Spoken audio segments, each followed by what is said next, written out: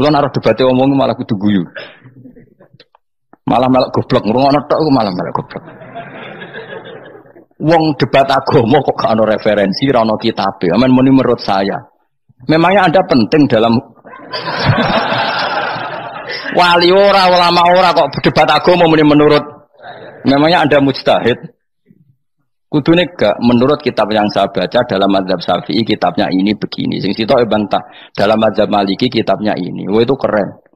Aku teko ning majelis. Debat menurut saya, emangnya Anda siapa? Nabi ndak, wali ndak, ulama ndak? Kok mau agama menurut Anda? Wis wargane ora mesti kok ape. Makanya dibiasakan pakai referensi, pakai sanad. Agama ini butuh sanad. Inna hadzal ilma dinun fanzuru amman ta'khuduna dinakum. Lihat di muqaddimah Sahih Muslim. Agama ini ilmu, ilmu ini agama. Maka lihatlah ilmu itu kamu ambil dari mana? Dari mana? Karena tanpa sanad ini bahaya. Bahayanya tadi, misalnya begini. Ada orang alim soleh berteman orang kafir. Atau berteman orang fasik. Atau berteman perempuan cantik. Dia alim loh, alim soleh seolah lagi. Ada orang alim soleh berteman perempuan cantik. Atau orang fasik atau orang kafir. Pasti di hatinya satu.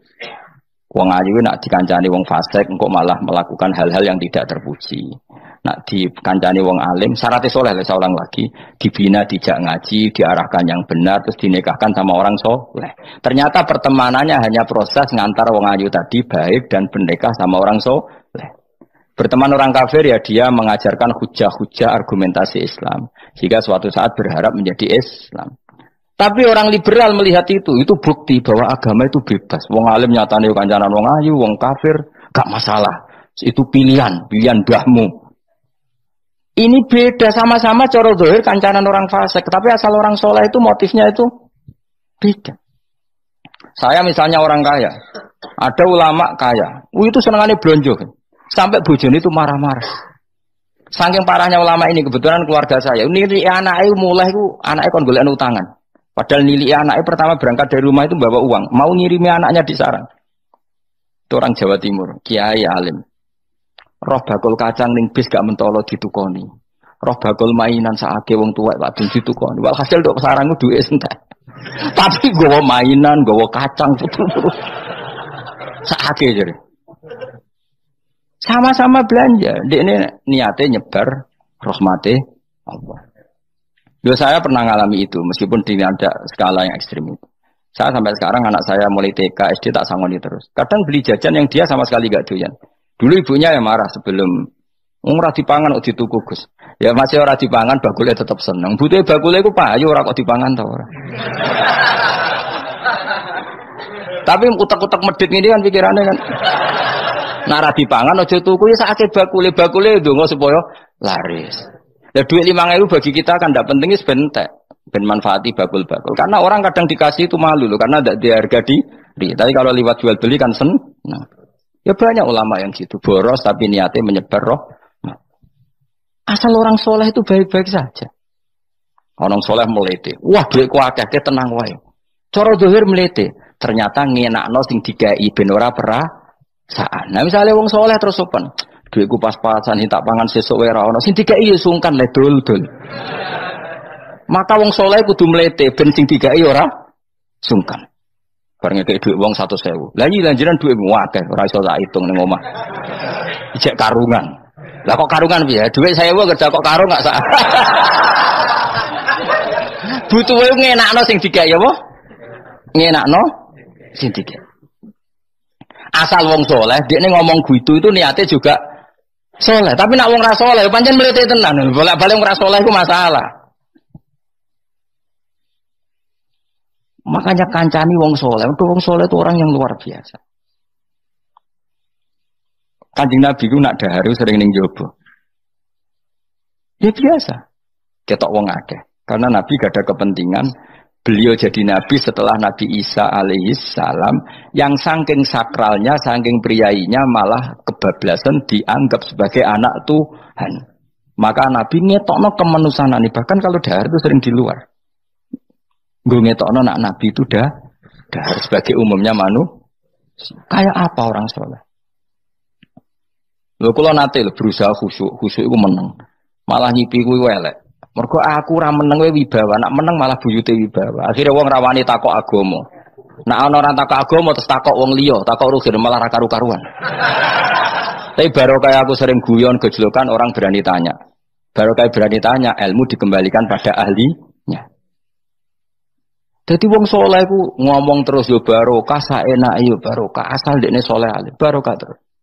Tapi nak wong ra soleh goblok ya bobo meneng ben wibawa. Nak ibadah jangan kepali terus akeh sing sowan innalillahi wa inna ilaihi raji'un. Aneh-aneh wae. Modus yo ngene wae. Lho iya, kaya kasus di Probolinggo, andai kan wong ra jubah niku ora ono sing percaya. Dia dipercaya karena modus apa? Kesalahan. Umpama dekne nganggo kathok seprapat terus pakpon ning pasar, ayo aku bisa gadakan uang, percaya ta ora? Baru kayak jubahan ibu-ibu soleh. Maka sarana kesalehan ini kalau di mata orang enggak soleh, di tangan orang enggak soleh itu bah. Makanya kata ulama, kata Imam Haram, kena alim, murid pun biasa wae. Dia sampai kue terlalu khusyuk terus nak ngomong dindel, padahal keliru ngomongmu itu. Mergo anti el. Bener kok sampean ini bener. Ora alim sepeda motor ya sampai dangan-dangan sampai rokokan itu bener. Beda bebo khusyuk malah bahaya. Dikira ahlul ilmi jebule gloyor napa. Mulane kan apa melete tak anggap pinter ini. Menutupi apa? Wis pokoke terusno dhewe. Jadi itu ada aturannya. Pokoknya yang penting itu soleh alim. Makanya saya berkali-kali cerita, saya punya sanad sampai Sufyan bin Uyainah, itu termasuk gurunya Imam Syafi'i. Ya gurunya Imam Syafi'i itu yang paling masyhur itu Muslim bin Khalid Az-Zanji ketika kecil. Beliau diajari sufi oleh Sufyan bin Uyainah. Kemudian ngaji hadis sama Imam Malik. Cuma di Indonesia yang terkenal beliau hanya muridnya siapa? Imam Malik. Sebenarnya dia ngaji lama itu malah sama Sufyan bin Uyainah. Sufyan bin Uyainah ini yang punya riwayat bahwa Nabi Isa dan Nabi Yahya pernah bertemu. Ketika bertemu di satu kampung, sing Nabi Isa tanya, "Aina sirarun nas?" Selalu rumahnya orang-orang fasik di mana? Sing Nabi Yahya selalu tanya, "Aina khiyarun nas?" Selalu rumahnya orang-orang baik di mana? Ini sama-sama Nabi dan sama-sama muda. Kita tahu Nabi Isa juga wa atainaul hukma apa? Sobia. Nabi Yahya ya Yahya khudil kitab bi quwwah wa atainaul hukma sobia. Nabi Yahya juga mulai cilik alim, Nabi Isa juga mulai cilik alim wa yukallimun nasa fil mahdi wa kahla. Ini sama-sama orang alim mulai kecil, hanya dua itu, Yahya dan siapa? Isa. Itu sezaman. Saya ulang lagi sezaman. Sama-sama anaknya orang keren, Yahya bin Zakaria, anaknya Nabi. Isa bin Maryam adalah wali besar nasabnya. Akhirnya Nabi Isa yang mulai tanya, "Lima datas al aina khiyarun nas?" Kenapa kamu tanya rumahnya orang-orang baik di mana? Kata Nabi Yahya, kumpul orang soleh itu enak, nyaman. Ya kan nyaman kan kumpul orang soleh, tidak ada narkoba, tidak ada kegaduhan, tidak ada berisik. Terus gantian Nabi Yahya tanya, "Lima datas al aina sirarun nas?" Lalu kenapa Anda tanya di mana rumahnya orang-orang buruk? Terus kata Nabi Isa, "Anan Nabi, saya ini Nabi, biman zilati tobib, ibarat dokter, udawil marto. Maka saya mengobati yang sakit." Kalau Anda seorang dokter, nyari sampling penyakit, nyari di endemik daerah penyakit apa daerah sehat? Penyakit. Ya tapi kalau kamu takut ketularan, nyari daerah sehat apa daerah berpenyakit? Itu sama-sama mazhab dalam ilmu. Dulu itu ya biasa, perbedaan seperti itu biasa saja. Karena semuanya karena ilmu. Sekarang enggak, kubu sebelah yang ngotot, kubu sebelah ya dalile pokoknya. Mana ada ilmu dalile pokoknya?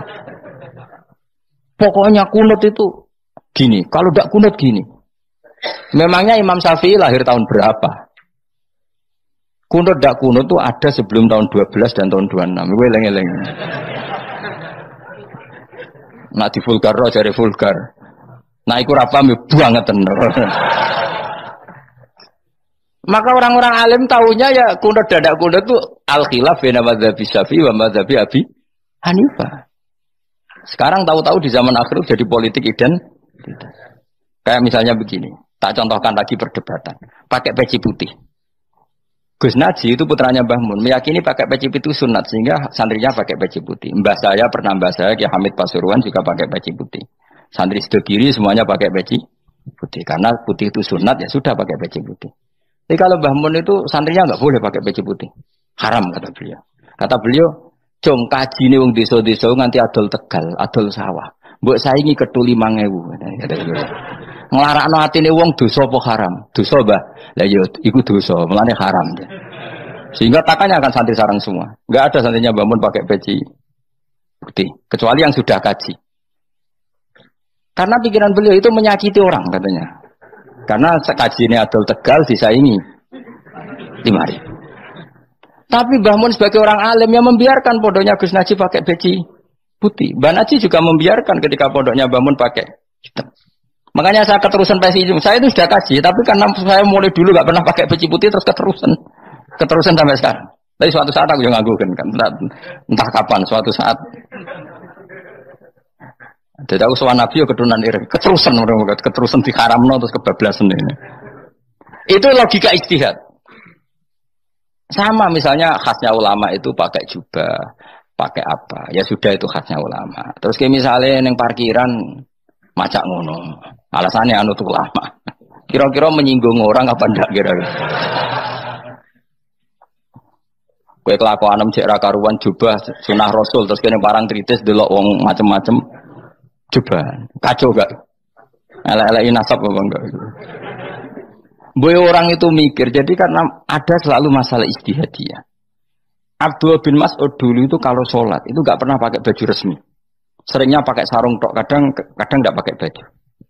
Ketika ditanya, kamu ashabu Rasulillah, kenapa sholat dengan cara seperti itu? Terus beliau ngendikan, wong ben roh nak standar minimal sholat seperti ini. Kalau saya sholat selalu pakai pakaian sempurna, nanti dikira itu aturan fardu dan umat menjadi berat. Sampai seperti itu ulama menjaga konstitusi bahwa yang penting dalam sholat adalah satrul aurah. Zaman itu sudah sahabat dan tabiin karena Nabi sudah wafat itu sudah pakai pakaian lengkap. Tapi Abdul bin Mas'ud tiap sholat di masjid dia menunjukkan pakaian paling tidak lengkap. Jadi pernah beliau sholat itu hanya pakai sarung terus diikatkan di lehernya. Ketika ditanya, dulu kita dengan Nabi pernah sholat seperti ini. Akhirnya ulama menjadi tahu nak ngono sholat paling pokok itu nutupi mabena surah war rukbah. Andai kan tidak ada cerita Abdul bin Mas'ud mungkin dikira sholat syarat sahnya ya seperti itu. Maksudnya pakai jubah terus, pakai pakaian begitu terus. Barokahnya Abdul bin Mas'ud orang tahu standar minimal. Jadi kalau ulama itu motifnya seperti itu. Rasulullah kira-kira senang qiyamul lail apa enggak? Senang. Tapi beliau qiyamul lail di masjid hari keempat, hari kelima sudah tidak keluar ke masjid. Karena Nabi kalau selalu melakukan nanti dikira fardu. Tapi kalau enggak melakukan nanti orang enggak qiyamul lail. Maka Nabi pernah melakukan ya pernah tidak. Ya sudah itu konstitusi dalam tradisi ulama. Jelas ya. Saya sholat di pondok saya sendiri sering jadi makmum. Karena semua kiai sudah jadi imam. Nanti dikira syarat sahnya imam itu kiai. Repot. Makanya saya tunjukkan kiai juga boleh jadi makmum. Andai kan semua kiai jadi makmum, saya nanti jadi imam. Ya semua ulama mulai dulu tradisinya gitu. Karena yang dikatakan fardu kifayah itu kalau sudah ada yang melakukan, yang lain tidak usah. Biar seimbang. Sekarang enggak ada geruduk kabeh. Makanya terus kacau. Coba sekarang misalnya gini. Andai kan semua orang melakukan kebenaran kesunatan, yaitu misalnya semuanya ambisi itikaf di masjid. Terus tidak ada orang melakukan kebenaran ngerumat yatim, ngerumat jenazah, ngerumat jalan-jalan raya. Kan kacau. Mergo semuanya satu variasi kebenaran itikaf di masjid. Yatim sedang do mati, mergo do itikaf kabeh. Tapi baru kayak ono sing itikaf ning perapatan, nek ono wong tiba iso nulung, nek ono wong kesasar iso tako. Baru kayak wong sing itikaf ning perapatan. Sayange tuh bidung-bidung barang ku sayange. Sajane niat itikaf ku sah. Nawaitul iktikaf linusratit thoriq. Niat ingsun itikaf nulungi dalan ben nek ana wong butuh. Coba sekarang, orang yang kecelakaan, pertolongan emergensi orang yang itikaf di jalan apa yang di masjid? Di jalan, barokahnya banyak, itu tim SAR gratis. Umpama do niat soleh kabeh bumine pangeran, sah mbok itikaf. Mulai sesuk gak apa-apa, itikaf ning perapatan. Tapi buktikan kamu tidak berbuat macam atau tulisi relawan orang tersesat. Jadi ajane kebaikan itu ada di mana-mana. Makanya Nabi menyatakan kebaikan orang itikaf ya dikatakan Nabi baik. Orang yang jalan-jalan kemudian ada duri disingkirkan juga disifati Nabi orang baik. Orang yang rumah yatim disifati Nabi orang. Bahkan orang yang hubungan intim dengan istrinya sama Nabi ya disifati orang baik. Sampai sahabat tanya, masa urusan gitu dapat pahala ya Rasulullah? Loh iya, andekan itu sama orang lain kan malah dosa. Berhubung sama istrinya maka dapat pahala. Kayak apa Nabi ngitung kebaikan sekian banyaknya. Tahu-tahu di zaman akhir kubunya saja yang baik. Ini apa-apaan? Ini kuano iskal deh. Yo mareni yo tobat yo. Kebaikan adalah sesuatu yang dikatakan Allah baik di kubu kita maupun di kubu sebelah. Mau kubu sebelah ya apa saja. Baik di partai kita maupun di partai sebelah. Maupun di ormas kita maupun ormas sebelah. Karena semua kebaikan otoritasnya di Allah Subhanahu. Ada Nabi yang senangane ngurus wong fasik, Nabi Isa. Karena berpikiran Nabi itu tabib, ya tabib itu yudawil untuk mengobati yang sah. Ada Nabi kayak Nabi Yahya. Karena kalau orang kayak kamu tak suruh ngobati orang fasik, kira-kira katut tak sing fasik tobat. Cara rohin tak cul ngobati wong wayu, kira-kira sing katut sapa? Sing ayu dadi ngaji apa sing ngaji dadi ya ukur dhewe, nak ora kuat niru Nabi Yahya, nak kuat niru Nabi Isa. Tapi kowe ora nabi masalah. Ya sudah, yang penting roh ilmunya, bahwa dulu itu biasa. Paham ya? Makanya Sayyidina Abu Bakar jadi wali karena akhlaknya baik. Tapi akhlak baik itu tidak cukup untuk melindungi Rasulullah. Karena ketika Nabi diteror, Abu Bakar tidak bisa berbuat banyak. Sehingga ketika Abu Bakar sudah Islam, Nabi itu masih sembunyi. Sampai ketika lihat Umar gelut di pasar Uqad, dia petarung yang menangan, Nabi berdoa, Allahumma aizal Islam bi Umar. Semoga orang seperti ini itu masuk Islam. Karena ini rapati butuh sopan, ini butuh petarung. Tenan, Umar masuk Islam. Masuk Islam hari pertama sudah Abu Jahal ditotok rumahnya. Kamu lo ganggu Rasulullah Muhammad tak bunuh kamu. Semua orang diparani. Akhirnya bersamaan dengan itu ada khitab fasda bima tu'mar. Akhirnya Nabi berani dakwah secara ala niatan. Barokahnya mantan preman. Jadi kebutuhan Islam banyak. Butuh orang sopan, butuh petarung, butuh macam-macam. Butuh wong lomo, butuh wong fikih sabar itu sakeh, rasa ditambahi. Karena jumlahnya sudah overload yang fikir itu rasa di produk sudah masif lah, sudah. Jadi orang kalau gede wong fikir, maksudnya jumlahnya sudah banyak. Jadi itu kayak apa kearifan Rasulullah? Makanya Abu Bakar pertama jadi khalifah. Ketika beliau mau wafat, itu nunjuk Umar jadi khalifah coba. Padahal beliau wataknya lemah tapi menunjuk orang yang sangat kasar, yaitu Sayyidina. Karena beliau insaf, tidak semua kebaikan terwakili oleh orang berakhlak. Kadang kebaikan terwakili orang yang tegas, kayak Sayyidina. Kayak apa insafnya para sahabat? Iya toh, kalau di internal akhlak itu baik, tapi kalau di eksternal ngadepi orang nakal, yang baik itu orang tegas. Coba misalnya ada preman di perapatan, mau ganggu kiai, itu di santri sopan mau diluk, pusing kan? Tidak di semua antri kayak roken mantan preman, ayo gelut, oh mati orang ninggal popo.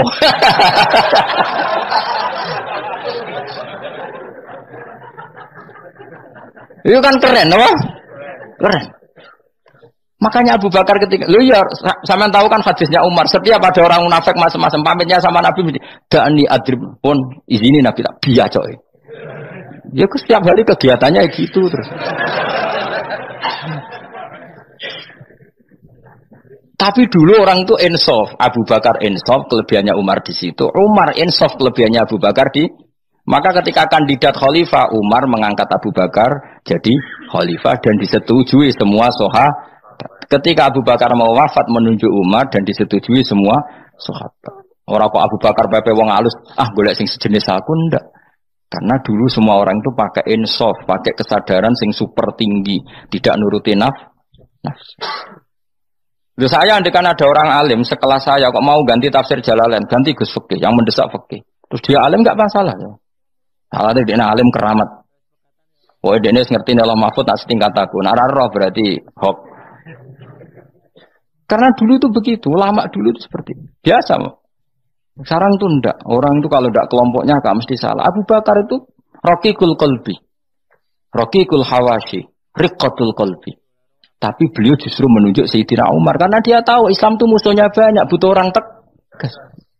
Umar juga tahu bahwa di internal Islam itu butuh riqqatul qalbi sehingga beliau hormat sama Abu Bakar. Tak pimpin aku, wah bubar kabeh. Tapi dari Abu Bakar, ning jobo aku tok wong mlete nek ora ono Umar. Sehingga dua beliau saling melengkapi dan itu luar biasa. Nah khilafnya ulama kira-kira seperti itu. Yang peci putih ya silahkan gue iling-ilingan, nak putih itu sunnat. Tapi sing ireng, piye kaji desa itu disaingi kedua 5.000 gak terima aja. Yakin ya bos. Nah saya ini mulai kecil di sarang. Tapi mertua saya itu keluarga Pasuruan. Jadi saya ya, lucunya saya kalau ngajar di Pasuruan pakai peci hitam. Sebagian santri separuh pakai peci hitam menghormati saya. Sebagian pakai putih menghormati kiainya. Jadi jadi saya lihat ini ya sepanjang sejarah kalau saya ngajar itu jadi warna-warni itu karena kasih. Saya kaget tuh kok banyak yang pakai peci hitam. Menghormati jenengan gitu. Yang putih masih banyak separuhan. Ya enggak ada yang merencanakan, ya alami saja. Nah, sampean bener di. Putih apa hitam? Putih apa hitam? Bebas. Karena tadi ini masalah apa istihad. Pun kalau terus nang. Soalnya sementing wow iman itu apa sesuatu yang absolut. Maka kita andaikan Allah tidak bikin surga neraka pun kita tetap sebagaimana kita mengatakan 1 tambah 1 2 dapat hadiah apa? Ada dapat hadiah ya tetap mengatakan 2. 1 tambah 1 pasti 2. Saya pernah dicium sama orang miskin yang akut miskin betul. Itu tak ajarin Anda ini lebih hebat ketimbang orang-orang kaya. Misalnya gini, misalnya ada komunitas rektor atau kiai besar. Saya ini kata orang banyak termasuk kiai besar. Mungkin kalau pinjam uang itu karena mau beli mobil, aksesoris mobil, karena kita kiai tok atau rektor atau orang-orang tok. Kalau sesama orang miskin itu pinjem-pinjemannya itu urusan beras, itu urusan nyawa. Keren mana? Nyelamatkan nyawa sama aksesoris mobil. Nyawa. Jadi pahala kamu pasti lebih besar itu. Itu senangnya jadi orang miskin terus keterusan sampai sekarang. Itu. Lo coba kalau menteri sama menteri, rektor sama rektor, kira-kira pinjamannya apa Pak Arso? Kan kalau mau beli mobil atau mau umroh VIP, pokoknya yang keren-keren. Kalau orang miskin pinjam karena apa? Makan kan? Beras kan? Makanya kalau yang sedang miskin monggo lah kalau ingin teruskan. Maksud saya Islam tuh seenak itu. Islam tuh segampang itu. Sudahlah yang sedang miskin ya keren. Karena sekali sosial tuh urusannya apa? Nyawa. Tapi kalau miskin semua ya Indonesia bisa tutup kan. Ya sudah yang kaya-kaya itu saya mengatakan Indonesia karena bayar pajak yang menjadikan Indonesia berjalan. Tapi ya dipakai yang benar. Nah, begitu seterusnya. Ada kiai miskin cerita ke kita. Terus enak jenengan alim, terus punya santri banyak, bisa ngajar di mana-mana. Saya bilang, hebat kamu. Dia hidup di daerah tertinggal. Itu yang diajarkan kan hanya tauhid. Kan nggak mungkin desa tertinggal baca fikih perbandingan madhab. Kan nggak mungkin. Kalau yang kayak Pak Fajar, Pak Sadali kan nggak mungkin. Fikih perbandingan apa? Madhab. Menyorot madhab dunia. Gaya engke-engke itu kan nggak mungkin. Tapi pertanyaannya, yang menyelamatkan masuk surga itu tauhid apa perbandingan madhab? Tauhid. Ini hanya mengajarkan fardu kifayah sunat-sunat. Ini Anda mengajarkan fardu ain. Surganya dulu kamu. Oh terus senangnya jadi kayak desun. Karena yang diajarkan apa? Tauhid. Sementara kita yang gaya-gaya ini ajarkan perbandingan apa? Madhab, studi banding ke Al-Azhar kemana-mana. Ini enggak tauhid. Dari orang nyembah pohon jadi nyembah Allah Ta'ala. Keren enggak? Keren. Jadi terus kiai desun sama saya senangnya bukan karena tak bela. Tapi ada yang agak kurang ajar tanya saya. Kalau itu hebat kenapa Gus gak mau jadi kiai desun? Waduh. Wah ya repot kalau pertanyaan. Terus tak jawab, kalau saya jadi kiai desun, kamu ngangsu ilmu dari mana coba? Ya dari jenengan, ya kalau sama gobloknya ada bisa. Ya sudah, Gus aja yang jadi kiai besar. Maksud saya, ya sudahlah kita begini seperti yang saya ajarkan di sini, saya sarankan supaya orang itu tahu. Nah, ini namanya diroyah. Apa? Makanya kata Imam Ghazali itu kalau kamu ingin sopan gampang melihat anak kecil, gua aqallu minni dzamban, dia dosanya lebih kecil. Karena masih kecil kan tentu secara dosa enggak banyak. Kalau melihat orang yang tua, gua aktsaru minni ibadatan, dia tentu ibadahnya lebih banyak karena umurnya lebih banyak. Sehingga terus semua orang lain tuh di depan kita itu hebat. Ya semua orang lain sama misalnya Pak ini rektor, misalnya Fathul Wahid rektor, tanggung jawabnya lebih banyak, berarti pahalanya lebih banyak. Tapi sama, ketika melihat Nyon Sewu, melihat pegawainya yang secara lahir di bawahnya, ini tanggung jawabnya nggak banyak, pasti salahnya juga enggak. Itu yang diajarkan Rasulullah SAW, sehingga enak. Tapi kalau kita melihat orang lain selalu salahnya, itu pecundang. Allah saja tidak seperti itu kan, amal baik ya ada khairan, amal buruk ya ada saron, semuanya dilihat oleh Allah Subhanahu wa Ta'ala. Saya tuh punya teman Gus, agak beling, agak seenaknya. Dulu miskin. Wah itu seenaknya betul. Kayak kenal Tuhan sudah. Tak tanya, kenapa kamu seenaknya? 1 bulan tuh labanya bisa 200 juta sampai 500, sampai 1 miliar. Saya itu Gus, setelah duha itu perkembangannya bagus. Duha, sholat duha itu. Saya pernah miskin, kan kata apa? Ingkana rizki fisama, apa? Wa ingkana qalilan, ya kalau fisama fa'anzilhu. Terus wa ingkana qalilan fakasirhu. Kalau sedikit, perbanyak. Ini trennya sudah benar semua. Nah, wa ingkana apa? Ya, haroman fatohirhu. Kalau haram yang kau sucikan. Makanya saya seenaknya, kalau qalilan sudah fakasiru, paling trennya yang nggak benar juga fatohiru. Kata dia yakin kalau yang nggak benar-benar sudah disucikan Allah. Karena yang lain-lain sudah. Dari miskin sudah kaya, qalilan sudah fakasiru. Paling yang haroman juga sudah fatohiru. Gitu. Tak tanya. Kamu kok tahu? Polanya sudah ada, Gus. Karena sang qalilan. Kamu sembrono sama Tuhan kok begitu. Tapi apapun itu, seneng saya. Seneng saya sering salah teh, makanya saya mohon yang sekarang miskin, sedang miskin itu ya ndak usah nyesal banget-banget. Kalau ingin kaya monggo lah, namanya orang juga ingin. Tapi Anda harus bangga.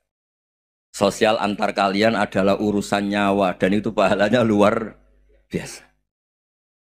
Supaya kita, nah yang kaya-kaya juga boleh GR lah, karena pembayar pajak. Dan itu bisa menyelamatkan apa? Indonesia Raya. Begitu seterusnya. Itu yang diajarkan Nabi, antawadhu hatta la yabghiya ahadun ala ahadin. Kamu semua harus tawadhu sehingga antar kalian tidak saling tidak sopan, tidak saling liar, tidak saling mendolimi. Termasuk tadi sikap gak jelas tadi. Orang dolim yang sekarang dolim bisa saja tobat, yang sekarang soleh bisa saja nanti. Semuanya itu mungkin. Kita diajari ya muqallibal qulub tsabbit qalbi ala dini. Jadi keliru kalau kita dalam banyak hal harus tegas, gak mesti. Al halalu bayyinun wal haramu bayyinun. Tapi ada wa bainahuma umurun mustabihat. Ada yang wilayahnya itu abu-abu. Misalnya ada perempuan cantik misalnya, contoh paling gampang. Kalau kamu ajari secara serius, kamu bisa aja tergoda jadi fitnah. Tapi kalau orang soleh gak berani ngajarin, kemudian digunakan orang fasik, malah menjadi orang nakal, kita juga tanggung jawab. Kamu mau tegas gimana? Wilayahnya sama-sama mungkin. Wilayahnya sama-sama mungkin. Yang dekat pejabat mungkin terkontaminasi KKN. Tapi kalau pejabat gak dekati orang soleh, punya perilaku yang gak soleh, yang repot juga Indonesia kan? Nah hal-hal seperti itu kita tidak perlu ngambil sikap. Maksudnya nggak usah ngambil sikap, ya kita buktikan kalau milih satu madhab, kita buktikan semuanya lebih baik, semuanya lebih bermanfaat, semuanya lebih berperadaban. Karena nggak bisa dihindari wabena humain. Termasuk nyuwun sewu, saya mohon maaf sama mulai Pak Harso, Pak Lutfi sampai Pak Fathul Wahid. Saya ini termasuk kiai yang nggak suka dekat sama orang-orang top. Bukan karena hasud. Memang konstitusi kiai harus gitu, la tamud dan na'inaika. Kenal orang lebih tinggi itu kan resiko. Misalnya saya kiai desa, mungkin punya keri tua sudah seneng, punya kijang tua sudah seneng. Gara-gara kenal Pak Wahid naik Kempri, waduh kok saya kalah itu. Kenal orang itu kan resiko. Mungkin dosen-dosen sini kalau kenal saya di Rembang juga resiko. Di sini gak ada cium tangan, biasa dosen, wah gak enak jadi dosen. Jadi memang harus dibatasin. Sekiranya mungkin orang terus, karena latamud dan nanawa, ainaika ilham. Kamu jangan sering melihat orang lain yang mungkin secara lahir dapat nikmat yang lebih tinggi timbang Anda. Kalau kamu nggak bisa ngelola hati Anda bisa hasut, Anda bisa dengki. Paling tidak Anda bisa ada syukur. Terus saya itu sering didolani pejabat. Juga sering melihat pejabat di TV-TV. Naik mobil aja ada yang naikkan. Bahkan kalau wudhu itu anduk aja ada yang bawa. Itu kalau yang nggak kuat, weh naik jadi pejabat. Ya makanya terus konstitusi Kiai itu mengatur, sudahlah, mata kamu itu kamu batasin. Jangan melihat sesuatu yang potensi ya, potensi menjadikan Anda tidak apa? Syukur. Jadi saya mohon, ini memang konstitusi saya sebagai Kiai, jadi saya, tapi di hati saya tetap akrab. Saya doakan semua untuk UI, untuk semua orang Indonesia kita doakan. Kita ingin semuanya tambah baik, tambah. Tadi katanya mau naik kelas ya. Kalau naik kelas dari rumah saya niatkan mari mengkaji diroyah. Diroyah itu melogikakan riwayat. Jadi misalnya kita sering dengar Rasulullah SAW sering ngendikan kalian masuk surga itu bukan hanya berdasar amal, tapi berdasar anugerah Allah Subhanahu wa Ta'ala. Oke, kita sepakat amal kita, perilaku kita, ibadah kita andaikan dikompensasi dengan nikmat yang Allah berikan tentu tidak seimbang. Untuk membayar itu saja sudah lunas. Jadi Anda semua tidak berhak masuk apa? Surga. Sehingga di beberapa riwayat dijelaskan ada orang yang 500 tahun ibadah, nggak pernah maksiat. Ditanya sama Allah, kamu masuk surga karena apa? Karena ibadah saya ya Allah. Ya sudah, surga kamu 500 tahun saja karena ibadah kamu 500 tahun. Ini cerita umur-umur orang dulu. Ya Allah katanya surga engkau ini selamanya. Ya kalau yang selamanya itu rahmatku. Kalau amal kamu terbatas ya surganya sesuai amal kamu ya terbatas. Ya sudah ya Allah, berarti masuk saya surga saya ini karena fadl engkau, karena anugerah engkau. Itu namanya apa? Diroyah.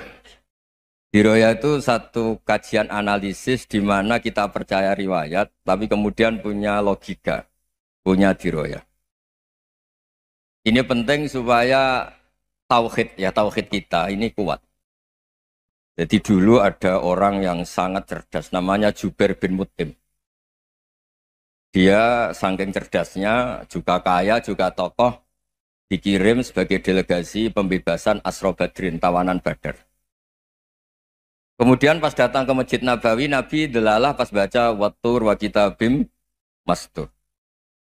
Sampai pada titik Nabi baca Am khuliqu min ghairi syai'in am humul khaliqun.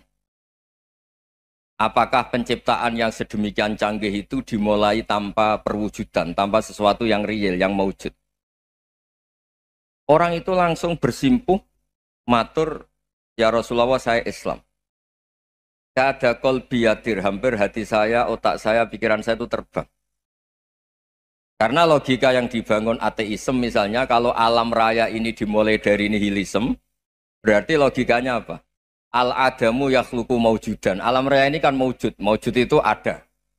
Kalau yang lebih dulu itu ketiadaan, berarti ketiadaan menjadi sebab kewujudan. Kalau dalam bahasa Arab itu, al-adamu yakhluqu maujudan, sesuatu yang harusnya nggak jadi faktor karena ketiadaan menjadi faktor sesuatu yang nyata. Itu kan nggak masuk akal. Ya kalau alam raya ini ada al-adam sing yasbiku maujudan, berarti alam raya ini al-adamu yakhluqu maujudan, sesuatu yang tidak ada menciptakan yang ada. Dengan logika itu terus kita ngaji. Diajari sama guru-guru kita, sifat dasar Allah itu maujud. Wallahu maujudun qadimun. Terus masuk. Yang harus distatuskan pertama dari Allah itu apa? Maujud, wujud. Karena dengan wujud ini layak menjadi penyebab adanya alam raya ini. Sehingga ketika kita menolak faham nihilisme atau ateisme, faham tanpa Tuhan, tanpa pencipta awal, kita punya diroyah. Bahwa tidak mungkin ketiadaan ini menjadi sebab perwujudan alam raya ini. Yaitu amkhuliku min ghairi syai'in. Masa alam raya ini diciptakan tanpa sebab yang nyata, yaitu wajibil wujud. Siapa itu? Allah Subhanahu wa Ta'ala. Begitu juga menyangkut sholawat. Orang boleh beda pendapat tentang redaksi sholawat. Ada yang sholli ala Muhammad, ala Sayyidina Muhammad, Nabi Muhammad. Monggo lah masalah redaksi saja. Tapi setelah dianalisis, Nabi itu Pak Rektor, jadi Nabi setelah Nabi Isa saking dihormatinya sampai dituhankan. Juga jadi Nabi yang ada cerita masih hangat, orang Yahudi itu bunuh Nabi. Jadi yang satu mendudukkan Nabi sedemikian tinggi sampai kayak Tuhan, yang satu menjatuhkan Nabi sedemikian rendah sampai dibunuh. Kayak apa susahnya jadi Nabi Muhammad SAW. Kemudian dengan gampang Hadaddin agama ini bikin syariat yang bernama sholawat. Redaksinya monggo lah sesuai tradisi masing-masing. Allahumma sholli ala Muhammad, Allahumma sholli ala Sayyidina Muhammad, ala Nabiyina Muhammad monggo lah. Tapi yang jelas redaksi ini kalau di diroyah dikaji, Allahumma itu Tuhan, Tuhan itu pemberi. Wa Muhammadun wa in jalla qadruh abdun min ibadi. Muhammad apapun tinggi derajatnya tetap berstatus hamba. Sehingga agama ini terjaga oleh syihotus sholawat. Agama ini terjaga oleh redaksi sholawat. Yaitu Allah tetap pemberi sebagai Tuhan yang enggak tersaingi. La syarikalah. Rasulullah Muhammad wa in jalla qadruh. Apapun prestasinya bisa mi'raj bisa apa saja. Tetap seorang hamba yang butuh muhtajun ila rahmatih. Jika redaksi Allahumma sholli ala Muhammad ini mengukuhkan yang Tuhan tetap Tuhan, hamba pilihan tetap hamba pilihan. Tentu dengan redaksi ini kemudian kita mendudukkan Nabi benar-benar posisi terhormat. Yaitu orang yang paling berhak dapat askat tahiyat, mendapat penghormatan Allah paling tinggi, yaitu Rasulullah Muhammad SAW. Dan itu diulang-ulang oleh Allah. Subhanalladzi asra bi abdi. Status hamba ini diulang. Lagi-lagi ini bernama diroyah. Bernama apa? Contoh ketiga misalnya fihi ayatum bayinatum maqamu Ibrahim. Dulu orang Yahudi itu ada diskusi masif. Syaratnya Nabi itu mbah-mbahnya harus Nabi. Harus keturunan Nabi. Kemudian semua Nabi rata-rata di Palestina, di Syam. Lalu Muhammadnya asal-usulnya dari mana? Tahu-tahu orang Arab kok Nabi. Padahal orang Arab itu dulu jahiliyah. Alhasil terus diceritakan bukti Muhammad ini turunan Ibrahim adalah ada jejak kaki Nabi Ibrahim di dekat apa? Ka'bah. Fihi ayatum bayinatum maqamu Ibrahim. Kalau Nabi Ibrahim pernah di Mekah artinya beliau pernah meninggalkan turunan yang di Mekah. Yaitu bernama Nabiuna Muhammadun sallallahu alaihi wasallam. Itu disebut fihi ayatum bayinatum maqamu Ibrahim. Nah, itu namanya diroyah. Diroyah itu satu perilaku keseharian kita beragama, kemudian tahu logikanya. Yang keempat misalnya, mangkana yu'minu billahi wal yaumil akhir fal yukrim apa? Jaro. Orang yang iman karena Allah dan Rasul, maka memuliakan tetangganya. Andaikan pakai hukum sosial, tentu kalau tetangga kita baik, kita baik. Kalau kurang baik, kok kurang penggawean kan gitu. Tapi dulu itu pernah ada seorang ulama itu dibully ya, dikerjain sama anak muda tetangganya. Pak Kiai datang ke rumah saya. Orang ini datang.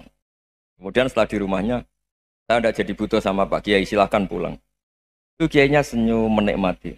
Dan itu terulang 3 kali. Dibully seperti itu, dikerjain terulang 3 kali. Lalu tetap Kiainya tuh asik, seneng sekali. Lama-lama muda ini tanya, kenapa engkau tidak tersinggung? Padahal saya kerjain sampai 3 kali. Tak undang, terus tak suruh pulang. Tak undang, tak suruh pulang. Kata Kiai tadi, yang memerintahkan baik sama tetangga itu Allah. Jadi saya nikmati ketika bisa baik sama Anda. Tidak ada urusannya dengan perilaku Anda yang menolak saya. Nah itu terus kita tahu, memang motifnya kita baik sama tetangga karena iman sama Allah dan Rasul, bukan hukum kompensasi sosial.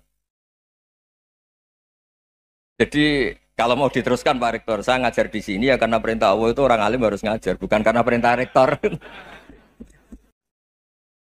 Kalau diteruskan. Ya saya mohon juga gitu para dosen, para karyawan di sini kalau nggak khianat dengan UI itu karena takut sama Allah, jangan takut sama rektor.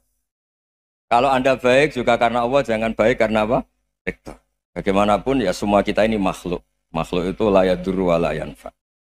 Begitu juga melihat Indonesia.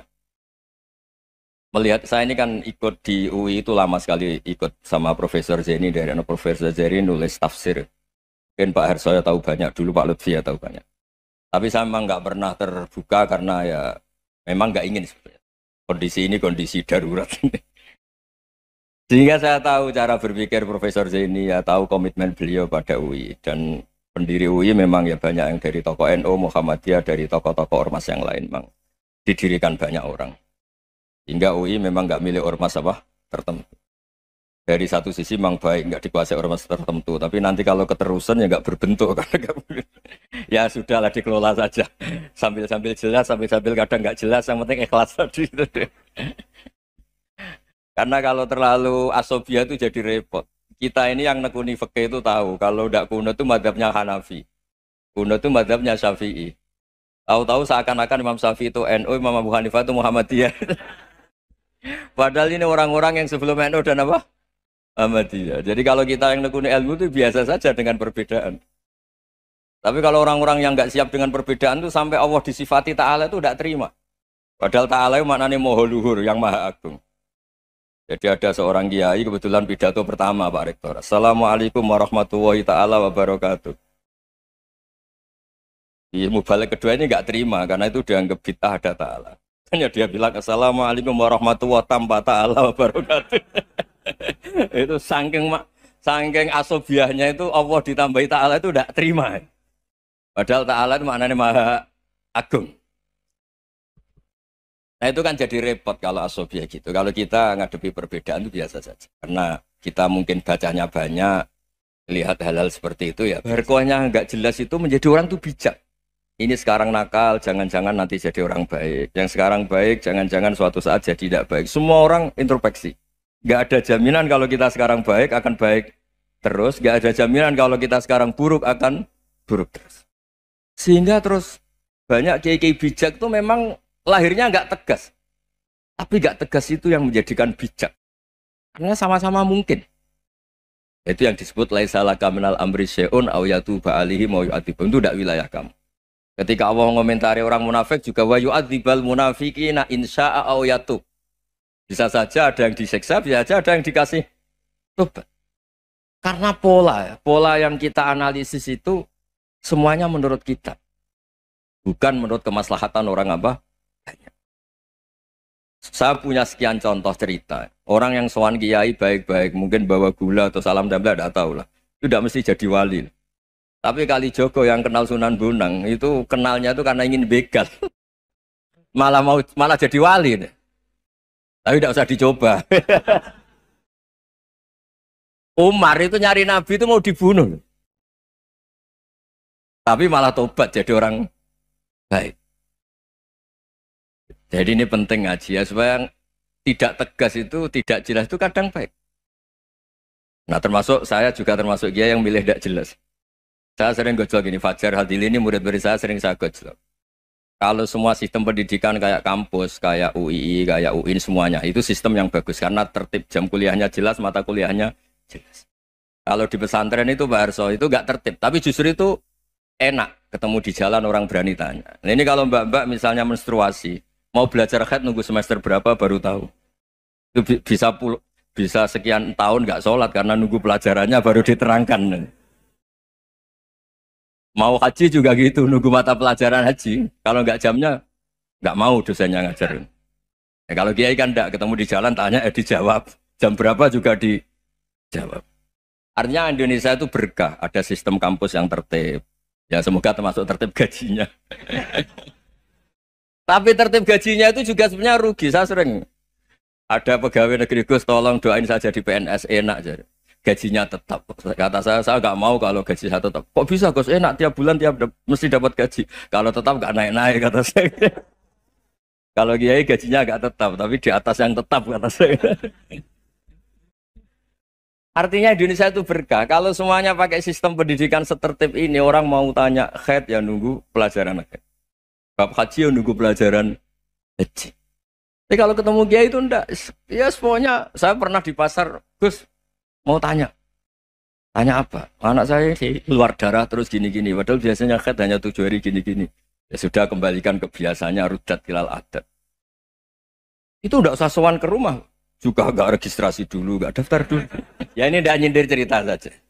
Supaya ini bukti koalisi beneran. Jadi saya yang kiai enggak tertib jam, koalisi sama yang tertib jam. Jadi kalau semuanya sistem kampus, nanti pertanyaan itu enggak bisa on time, enggak bisa setiap saat. Makanya Indonesia itu berkah. Kiai-kiai yang alim yang di jalan-jalan banyak. Juga kiai yang di kampus dokter-dokter fikih banyak. Yang nekuni ilmu umum ya banyak. Macam-macam. Itu masalah itu kalau saling mengadili itu baru masalah. Misalnya kiai ngeluh, enggak enak jadi kiai, enggak punya gaji tetap. Yang dosen ngeluh, enggak dicium tangannya. Karena memang unik Indonesia itu. Kalau guru fikih kok dosen itu tetap enggak di Gak dicium tangannya. Karena pikirannya anak-anak itu wong sudah bayar disuruh nyium.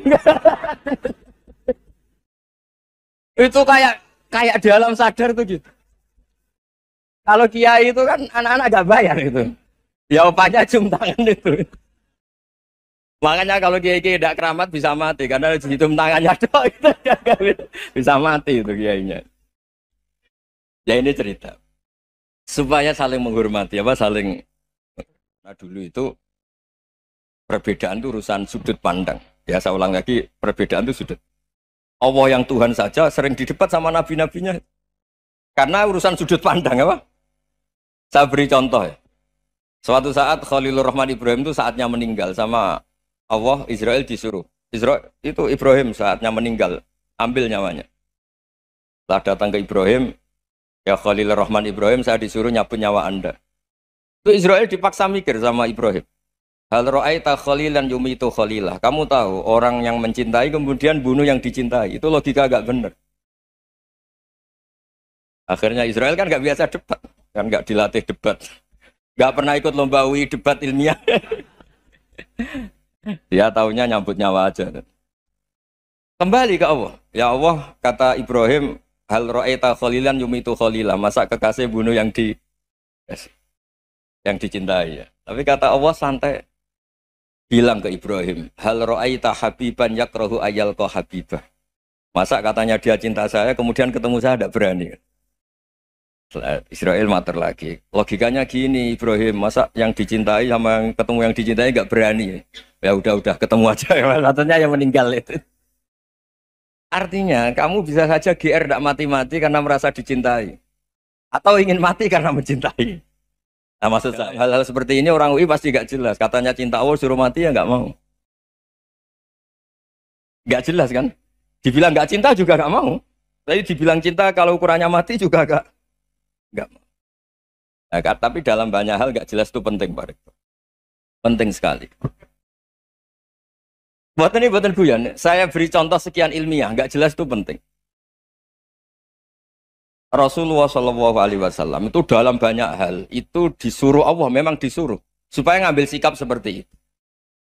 Karena Allah itu punya otoritas penuh untuk bikin orang itu baik atau tidak baik. Wahsy itu yang membunuh Sayyid Hamzah, orang paling dicintai Nabi, di antara yang dicintai Nabi. Qatalahu Wahsyun, dibunuh oleh Wahsy. Nabi secara basarnya itu nggak suka sama Wahsy. Sampai cara lahir ya ingin corong Jawa ingin masuk nol. Tapi apa kata Allah? Laisa laka minal amri syai'un aw yatuba alaihim aw yu'adziba. Itu tidak wilayah kamu Muhammad. Malah Wahsy dikasih tobat sama Allah. Khalid bin Walid. Itu perang Uhud kalah itu karena ide brilian Khalid bin Walid. Pas itu masih panglima kafir. Yaitu pura-pura kalah, ghanimah dilepas, sahabat turun, pasukannya naik, walhasil orang Islam kalah. Khalid bin Walid akhirnya juga masuk Islam. Orang yang secara basariah Nabi itu gak siap. Kebalikannya juga ada. Sa'labah itu orang sampai gelar Hamamatul Masjid. Ini pas ngaji mesti ingat. Salam. Dia di masjid terus. Setiap habis salam tuh lari. Karena istrinya Nyun Sewu masih berpakaian yang tidak pantas. Kenapa engkau terburu-buru pulang? Pakaian yang dipakai istri saya sekarang saya pakai. Ya pakaian sarung itu kayak Pak Rektor kan fleksibel. Ini khusus mau Ramadan. Tidak akan sarungan terus. Gak usah khawatir. Jadi ini tadi sudah perjanjian. Saya yang kiai celananan, beliau yang rektor pakai sarung. Jadi, iya. Supaya itu barter madhab.